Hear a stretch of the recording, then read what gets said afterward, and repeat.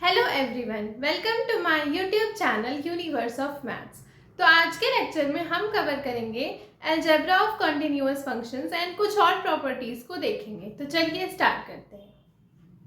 हमारे पास यहाँ पर है अलजेब्रा ऑफ कंटिन्यूअस फंक्शंस।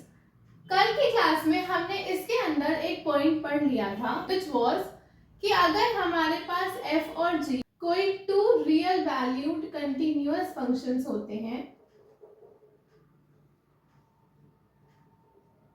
हमारे पास अगर f and g two real valued continuous functions हैं तो हमारे पास क्या होता है, f प्लस g भी कंटिन्यूअस होता है। फर्स्ट पॉइंट पढ़ा था हमने कल। सेकेंड, हमारा जो इनका डिफरेंस होता है ये भी एक कंटिन्यूअस फंक्शन निकल करके आता है। थर्ड, हमारे पास इनका जो प्रोडक्ट है this is also continuous. And fourth point हमारे पास था कि f by g provided g is not equal to 0, ये भी हमारे पास क्या होता है, कंटिन्यूअस। तो कल की क्लास में हमने पढ़ा था, उसे हमने हल्का सा रिव्यू कर लिया कि अगर हमारे पास f एंड g कोई two real valued continuous functions हैं तो इनका सम, डिफरेंस, प्रोडक्ट एंड अगर हम इसको डिवाइड भी करें तो भी हमारे पास क्या आएगा, कंटिन्यूअस फंक्शंस ही निकल करके आएंगे। अब हम इसके अंदर अपने सेकेंड पॉइंट पर बढ़ते हैं which is composites.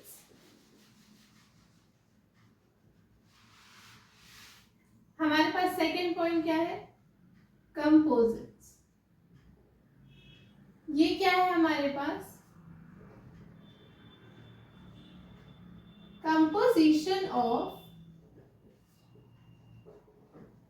To continuous function is continuous. हमारे पास कंपोजिशन ऑफ फंक्शंस है तो हमारे पास पॉइंट नंबर 2 क्या है, कंपोजिट्स के अंदर की composition of two continuous functions is continuous. अगर हमारे पास कोई दो कंटिन्यूअस फंक्शंस है such as f and g, तो जब हम इनका कंपोजिशन लेंगे which is basically written as this और दिस, तो ये भी हमारे पास क्या निकल कर आएगा, कंटिन्यूअस फंक्शंस निकल करके आएंगे। तो हम यहाँ लिखते हैं कि let f and g be two continuous functions such as या such that कि हमारा जो गॉफ फंक्शन है GOF ये क्या हो जाएगा, डिफाइंड हो। देन हमारे पास क्या होगा, GOF is also continuous। तो हमारे जो composition of two continuous functions निकल करके आएंगे वो भी हमेशा क्या निकल करके आएंगे, हमारे पास कंटिन्यूअस। अब हम बढ़ते हैं अपने नेक्स्ट टॉपिक पे। यहाँ पर है हमारे पास continuity of some particular functions. हम कुछ पर्टिकुलर फंक्शंस की कंटिन्यूटी को देखेंगे। तो सबसे पहला जो हमारा आता है वो क्या होता है, the constant function is a continuous function. हमारे पास जो कांस्टेंट फंक्शन होता है ये हमेशा हमारे पास क्या निकल कर आता है, this is a continuous function. मतलब कि अगर हमारा f डिफाइंड है from real number to some constant c, तो ये हमेशा हमारा जो फंक्शन होगा ये कंटिन्यूअस निकल करके आएगा क्योंकि ये हमारा कांस्टेंट फंक्शन है। हम लिखते हैं this be a constant function on r। ये हमारे पास एक कांस्टेंट फंक्शन है r पे, सो दिस इंप्लाइज f हमारे पास क्या हो गया, f इज कंटिन्यूअस। ठीक, ये हमारा पॉइंट नंबर 1 था कि जो हमारे कांस्टेंट फंक्शंस होते हैं ये हमारे पास एक कंटिन्यूअस फंक्शंस निकल करके आते हैं। अब हम बढ़ते हैं पॉइंट नंबर 2 पे। अब कांस्टेंट फंक्शन के बाद हमारे पास आता है द आइडेंटिटी फंक्शन।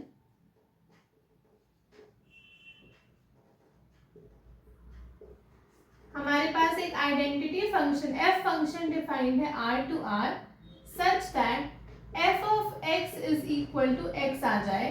तो हमारे पास आइडेंटिटी फंक्शन क्या होते हैं, इज कंटिन्यूअस फंक्शन।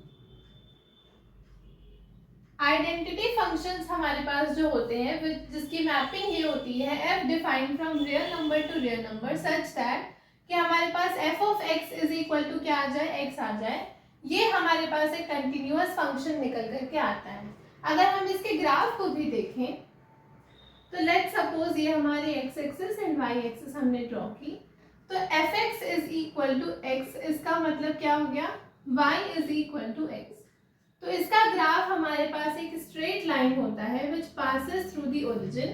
तो ये हमारे पास एक आइडेंटिटी फंक्शन का ग्राफ है which is a continuous function. हमें इस ग्राफ में किसी भी पॉइंट पे ना कोई ब्रेक दिख रहा एंड ना ही कोई जंप दिख रहा, तो this turned out to be our continuous function.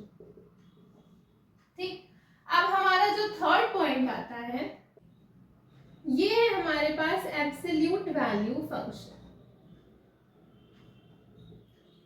इसे हम देखें तो the function f(x) is equal to mod x is continuous। हमारे पास जो function f(x) is equal to mod x है, this is continuous everywhere on R। ये हमारे पास जो एब्सोल्यूट वैल्यू फंक्शन होती है ये भी हमारे पास क्या निकल कर आती है, एक कंटिन्यूअस फंक्शन निकल करके आती है। अगर हम एब्सोल्यूट वैल्यू फंक्शन के ग्राफ को देखें which is also known as modulus function, तो ये हमारे एक वी शेप का ग्राफ होता है जो कुछ ऐसा होता है। ठीक, ये हमारी एक्स एक्सिस एंड ये हमारी वाई एक्सिस। ठीक, तो हमने क्या कहा कि this function is also continuous everywhere on R. तो इस वाले ग्राफ में भी हमें क्या दिख रहा, ना ही कोई गैप दिख रहा है ना ही कोई जंप दिख रहा, तो ये भी हमारे पास क्या आ गया, एक कंटिन्यूअस फंक्शन निकल करके आ गया। तो हम अभी कुछ सम पर्टिकुलर फंक्शंस के बारे में पढ़ रहे हैं जिसमें सबसे पहला हमारा क्या था, कांस्टेंट फंक्शन हमेशा हमारे पास एक कंटिन्यूअस फंक्शन होता है। सेकेंड हमारे पास जो आइडेंटिटी फंक्शन होता है which is f(x) is equal to x, this is also a continuous function। and third हमारे पास f(x) is equal to mod x जो है हमारे पास, this is also continuous everywhere on R। तो ये भी हमारे पास क्या निकल कर आ गया, continuous function। अब हम अपने फोर्थ टाइप पे बढ़ते हैं, इस पार्ट को रब करते हैं।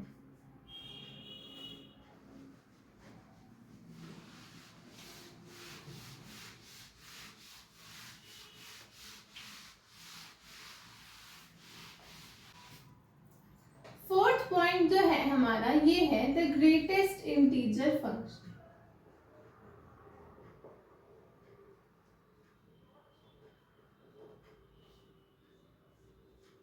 अब हम इस फंक्शन की कंटिन्यूटी और डिसकंटिन्यूटी को देखते हैं।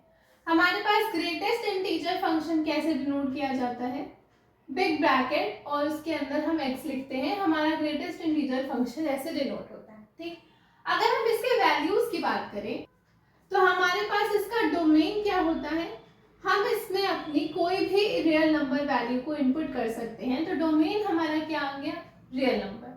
लेकिन जैसा कि हमारा नाम सजेस्ट कर रही है, this is the greatest integer function, इसके जो हमारे आउटपुट्स मिलते हैं this is always an integer. तो ये हमेशा ही हमें क्या मिलेगा, इंटीजर ही मिलेगा इसका आउटपुट। तो लेट्स सपोज हमने इसमें कुछ वैल्यूज को डाला, लेट्स सपोज हमने 1.1 डाला, तो जब हम अपने ग्रेटेस्ट इंटीजर फंक्शन के अंदर कोई पॉजिटिव रियल नंबर इनपुट करते हैं तो इसका रिजल्ट हमें क्या मिलेगा, ये इंटीग्रल पार्ट हमें इसका रिजल्ट मिल जाएगा विच इज 1। तो लेट्स सपोज अगर हमने 1.2 भी इनपुट किया तो हमें मिला वैल्यू 1, हमने 1.3 भी इनपुट किया तो हमें वैल्यू क्या मिली 1। ऐसे चलते चलते अगर हम 1.9 भी इनपुट करेंगे तो सिंस ये एक पॉजिटिव रियल नंबर है तो हमें इंटीग्रल पार्ट ही रिटर्न होगा विच इज अगेन 1। ठीक, तो इन सारे के वैल्यूज हमारे पास 1 आ गई एंड अगर हमने इसमें 2 पुट कर दिया तो क्योंकि 2 हमारे पास एक इंटीजर है और हमारा आउटपुट हमेशा इंटीजर आता, तो इसके इंटीजर होने की वजह से हमें रिटर्न क्या हो गया, 2 ही रिटर्न हो गया क्योंकि ये हमारे पास एक इंटीजर वैल्यू थी। ठीक, सिमिलरली ये हमने कुछ पॉजिटिव वैल्यूज, कुछ पॉजिटिव रियल नंबर्स को लेकर के चेक किया तो हमारे पास ये वैल्यूज आई। अगर हम नेगेटिव वैल्यूज को लेकर के चलेंगे तो हमारे पास इसका आंसर क्या होगा, जब हम पॉजिटिव रियल नंबर्स को इनपुट करते हैं तो हमारे पास आंसर क्या होता है, हमारे पास इंटीग्रल वैल्यू हमारा आंसर होता है। लेकिन जब हम नेगेटिव रियल नंबर्स को अपने ग्रेटेस्ट इंटीजर फंक्शन के अंदर इनपुट करते हैं तो हमारा जो वैल्यू मिलता है वो मिलता है इंटीग्रल पार्ट माइनस 1। ये हमारे पास एक याद रखने वाली बात है। तो यहाँ पर हमने नेगेटिव रियल नंबर इनपुट किया है, तो इसका आउटपुट हमें क्या मिलेगा, इंटीग्रल पार्ट यहाँ पर है हमारे पास -1 एंड -1 हम एडिशनल कर रहे हैं, तो this comes out to be -2। तो हमारे ग्रेटेस्ट इंटीजर फंक्शन -1.1 की वैल्यू क्या निकल कर आ गई, -2। सिमिलरली -1.9 भी अगर हम इनपुट करें बढ़ते बढ़ते, तो ये हमारे पास एक नेगेटिव रियल नंबर है, तो इसका आउटपुट क्या निकलेगा हमें, -1 which will be -2, integral part -1।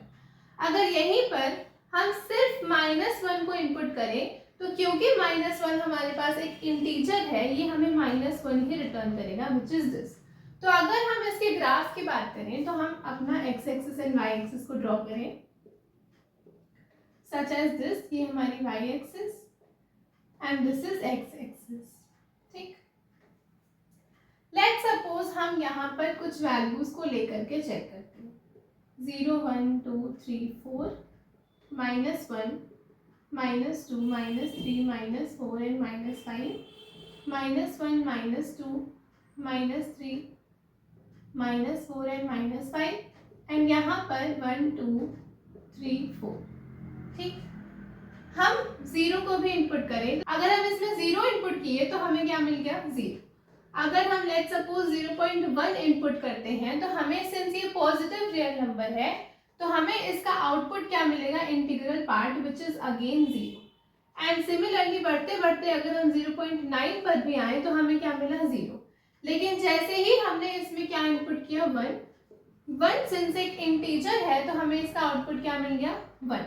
तो हम इसके ग्राफ को ड्रॉ करते हैं। तो 0 से 1 के बीच में हमने जितनी भी वैल्यूज को इनपुट किया, हमारे आउटपुट क्या निकल कर आ रहा है, 0 निकल कर आ रहा है। तो 0 पर हमें क्या मिला, 0, तो यहाँ डार्क सर्कल, और 0 से 1 के बीच में जितने भी इनपुट किए हमने, उन सब के लिए हमारे पास वैल्यू क्या निकल कर आ रही है, 0। जैसे ही हमने 1 डाला, हमारा आउटपुट क्या निकल के आया, 1। तो यहाँ जाएगा हमारा हॉलो सर्कल, और ये ग्राफ जंप करके कहाँ चला गया, 1 पे। ठीक, तो 1 पे हमारा डार्क सर्कल। अब हमने 1 की वैल्यूज भी यहाँ लिख रखी हैं। 1.1 पे हमें वैल्यू मिली 1, 1.2 पे 1, 1.3 पे 1, सिमिलरली 1.9 तक हमें क्या मिला, 1। तो 1 और 2 के बीच में हम जितने भी इनपुट्स कर रहे हैं, उन सब के लिए हमारे पास आउटपुट क्या आ रहा है, 1। तो 1 और 2 के बीच में जितने भी इनपुट्स करेंगे, उन सब के लिए हमारा ग्राफ ऐसा बनेगा। लेकिन जैसे ही हमने इसमें 2 इनपुट किया, हमारा आउटपुट 2 मिल गया, मतलब ग्राफ यहाँ पर टूट के जंप करके कहाँ चला गया, 2। सिमिलरली ये हमारा ऐसे ही अप्रोच करता हुआ जाएगा। जब हम इसमें 3 इनपुट करेंगे, तो ये ग्राफ जंप कर जाएगा ऊपर 3 पे एंड दिस। तो ये तो हमने अपने पॉजिटिव वैल्यूज के लिए अपने ग्राफ को बना लिया। अब हम अपने नेगेटिव वैल्यूज को कंसिडर करते हैं। यहाँ पर हमने कुछ पॉजिटिव रियल नंबर्स को लिया था। लेट सपोज हम -0.1 लें, तो हमारे पास इसका वैल्यू क्या आएगा, -0.1 हमारे पास एक नेगेटिव रियल नंबर है, तो अभी हमने पढ़ा उसका आउटपुट क्या होता है हमारे पास, इंटीग्रल पार्ट -1। तो इंटीग्रल पार्ट -1, इंटीग्रल पार्ट यहाँ पर -0 है, -1, so this is -1। -0.2 डाला तो हमें क्या मिला, integral part -1 which is again -1। ऐसे बढ़ते बढ़ते अगर हम -0.9 भी डालेंगे, तो हमें आउटपुट क्या मिलेगा, -1। तो -0.1 से लेकर के -0.9 तक हमें वैल्यू क्या मिली, -1 मिली। तो यहाँ पर हमारा जाएगा हॉलो सर्कल, और ये वैल्यू हमें क्या मिली, -1 विच इज दिस। अब जैसे ही हमने इसमें -1 को इनपुट किया, हमारा आउटपुट हमें क्या मिल गया, -1 मिल गया। तो जैसे ही हमने इसमें -1 को इनपुट किया, हमारा आउटपुट -1 मिल गया। सो यहाँ पर हमारा जाएगा डार्क सर्कल। ठीक, अब हम आगे बढ़ते हैं। ठीक, अब अगर हम इससे फर्दर वैल्यूज को इनपुट करें, तो हमारे पास आउटपुट क्या मिलेगा, हमने यहाँ कर रखा है। हम अगर इधर बढ़ रहे हैं, मतलब -1.1, तो -1.1 पे हमारी वैल्यू है -2, -1.2 पर भी हमारी वैल्यू -2 एंड ऐसे चलते चलते -1.9 तक भी हमारी वैल्यू हमें क्या मिली -2। तो यहाँ पर हमारा -2 है, यहाँ पर हमारा हॉलो सर्कल जाएगा और -1 से -2 के बीच में हम जितने भी इनपुट्स करेंगे उन सब के लिए हमारा आउटपुट क्या निकल कर आया है -2। तो मतलब यहाँ तक हमारा चलेगा। जैसे ही हमने इसमें -2 इनपुट किया तो हमारे पास आउटपुट क्या निकलेगा। सिंस ये एक इंटीजर है तो ये हमें इंटीजर ही आउटपुट रिटर्न करेगा विच विल बी -2। तो -2 इनपुट करने पर हमें -2 मिला, तो -2 इनपुट करने पर -2, तो यहाँ पर हमारा क्या आ गया, डार्क सर्कल। सिमिलरली -2 से -3 के बीच में कोई भी वैल्यू इनपुट करेंगे हमें क्या मिलेगा, -3, और जैसे ही हम -3 इनपुट करेंगे हमें आउटपुट मिल जाएगा -3, तो यहाँ डार्क यहाँ हॉलो। तो ये हमने अपना ग्रेटेस्ट इंटीजर फंक्शन का ग्राफ बना लिया। ठीक, अब हमें यहाँ पे क्या लिखा, हमें बात करनी है फंक्शन की कंटिन्यूटी और डिसकंटिन्यूटी की। ठीक, हमने पढ़ा कि अगर हमारे ग्राफ में कोई जंप या गैप होता है तो वो हमारा डिसकंटिन्यूअस फंक्शन होता है। यहाँ पर हमारे ग्राफ में हमें जंप दिख रहा है, ये ग्राफ यहाँ तक चला, उसके बाद 1 पर ये ग्राफ जंप करके ऊपर चला गया। सिमिलरली यहाँ तक बढ़ने के बाद 2 पर इसमें फिर से जंप आ गया, तो इस पूरे हमें ग्राफ में क्या दिख रहा, जंप दिख रहा। तो दिस इज डिसकंटिन्यूअस, और डिसकंटिन्यूअस हमारा किस पॉइंट पर है, ये हमारा ग्राफ जंप हो रहा है वो सारे इंटीजर्स पे, 1 पर जंप हुआ, 2 पे जंप हुआ, 3 पे जंप हुआ एंड 4 पे जंप हुआ, and similarly -1, -2, -3, -4। So this is discontinuous at x belonging to z। तो हमारे x जो इंटीजर्स पे बिलोंग कर रहे हैं उसके लिए ये हमारा ग्रेटेस्ट इंटीजर फंक्शन क्या हो गया, डिसकंटिन्यूअस हो गया। इसके बाद हमें क्या दिखा, इन सब पॉइंट्स पे तो ये डिसकंटिन्यूअस है at x belonging to z, मतलब इंटीजर्स वाले पॉइंट पर हमारा ये ग्राफ डिसकंटिन्यूअस आया है, लेकिन ये सारी वैल्यूज हमारी क्या दिख रही हैं, कंटिन्यूअस दिख रही हैं। तो हम इसे एक और वे में लिख सकते हैं, हम लिख सकते हैं the greatest integer function is continuous at every real number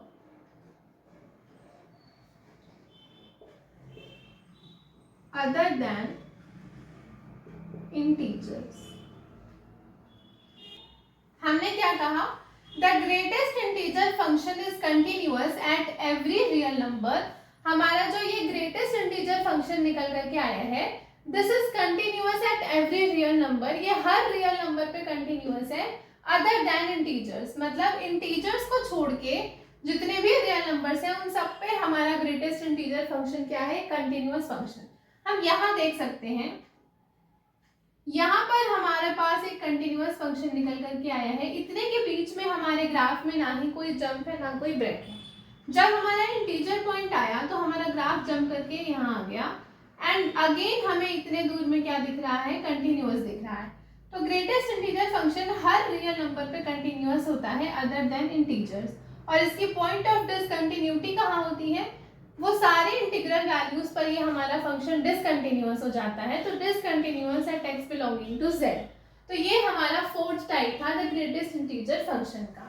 अब हम फिफ्थ टाइप पर बढ़ते हैं जो कि है द पॉलिनोमियल फंक्शन। ठीक, हम इतने पार्ट को रखते हैं।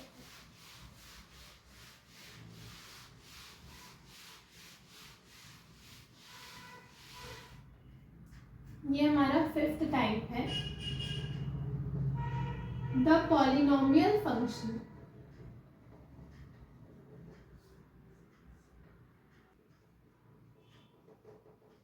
A polynomial function is continuous everywhere on R। हमारे जो पॉलिनोमियल फंक्शंस होते हैं ये हर जगह कंटिन्यूअस होते हैं, तो a polynomial function is continuous everywhere on R। अब सिक्स्थ पॉइंट हमारे पास है रैशनल फंक्शंस का।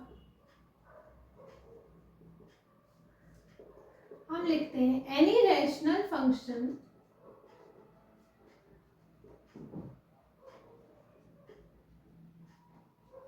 Is continuous except at the point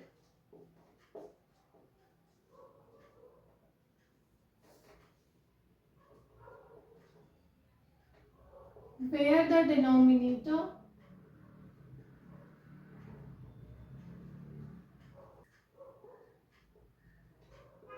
vanishes. हमने क्या कहा? Any rational function is continuous except at the point where the denominator vanishes. हमारे जो rational functions होते हैं this is continuous except at the point कि उस point को छोड़ के जहां हमारा denominator vanish हो जाए उस point को छोड़ करके ये हमारे rational functions क्या होते हैं? Continuous. अगर हम 1/x का ही एग्जाम्पल लें तो यहाँ पर हमारे पास जो फंक्शन है f(x = 1/x) तो this is not defined at x = 0, तो हमें लिखना पड़ेगा कि x is not equal to 0। ये एक स्टैंडर्ड फंक्शन है, तो हमारे पास इसका ग्राफ कैसा होता है? कुछ इस तरह से होता है। तो ये हमारे पास क्या निकल कर आया? This is continuous function. ये हमारे पास कंटिन्यूअस फंक्शन निकल करके आ रहा है except at the point where the denominator vanishes. तो 0 पे हमारा डिनोमिनेटर वैनिश हो रहा था, तो इस पॉइंट को छोड़ करके हमारा ग्राफ हमें क्या दिख रहा? कंटिन्यूअस दिख रहा। हम इसमें 0 को इनपुट कर ही नहीं रहे, so this is the continuous function. अब हम अपने 7th टाइप पे बढ़ते हैं। हम इस पार्ट को रखते हैं। 7th हमारे पास क्या है? The functions sin x, cos x, e to the power x, a to the power x are continuous everywhere.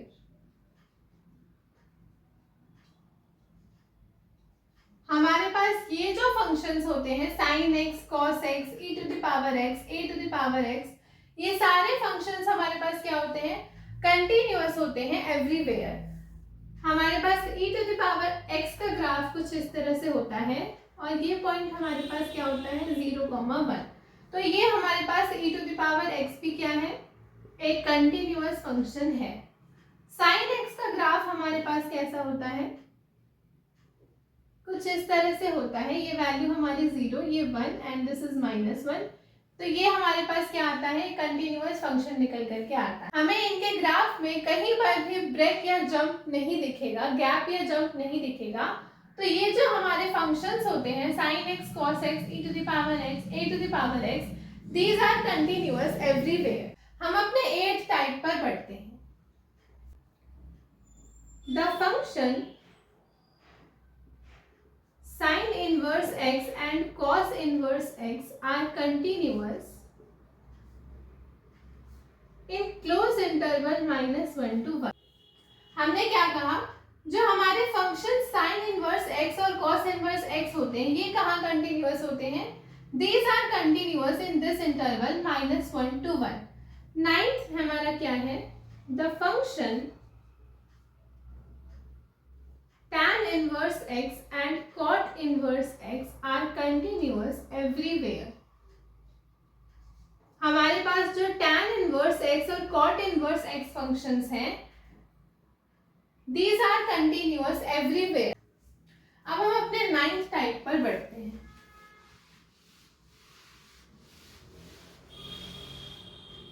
9th type क्या है हमारे पास? The function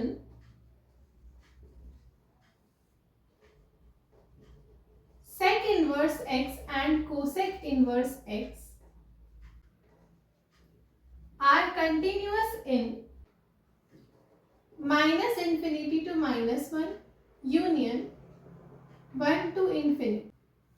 हमारे पास जो sec inverse x and cosec inverse x के फंक्शंस होते हैं these are continuous in this interval which is -infinity to -1 close interval union close interval 1 to infinity. ये हमारे पास इस इंटरवल में क्या होते हैं? कंटिन्यूअस होते हैं। तो ये हमारे कुछ पर्टिकुलर फंक्शंस की कंटिन्यूटी के बारे में हमने पढ़ा। कल की क्लास में हम कुछ और प्रॉपर्टीज को देखेंगे। आज की क्लास के लिए इतना ही। अगर आपको वीडियो पसंद आई हो तो please do like, share and subscribe.